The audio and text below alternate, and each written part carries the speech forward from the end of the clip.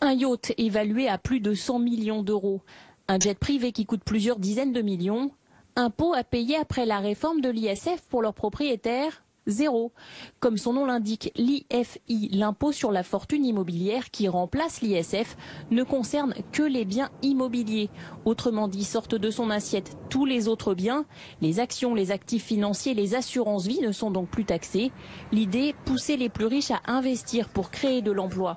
Seul problème, sortent aussi de cette assiette les lingots d'or, les yachts, les jets, autant de symboles, de signes extérieurs de richesse qui seront d'un trait de plume effacés du patrimoine taxable des grandes fortunes. À en croire la majorité, le gouvernement aurait péché par excès de simplicité.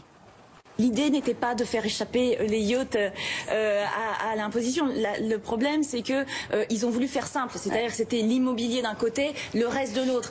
Et le problème va au-delà du symbole. Le nouvel ISF ne devrait presque plus toucher les plus riches. Le patrimoine des milliardaires n'est ainsi composé qu'à 20% de biens immobiliers. 80% de leur richesse échappera donc au nouvel impôt. Plus le patrimoine est élevé, moins l'immobilier pèse. Donc vous allez évidemment toucher les patrimoines moyens de gens qui au fond n'ont rien à faire dans cet impôt. Non, il fallait supprimer l'ensemble.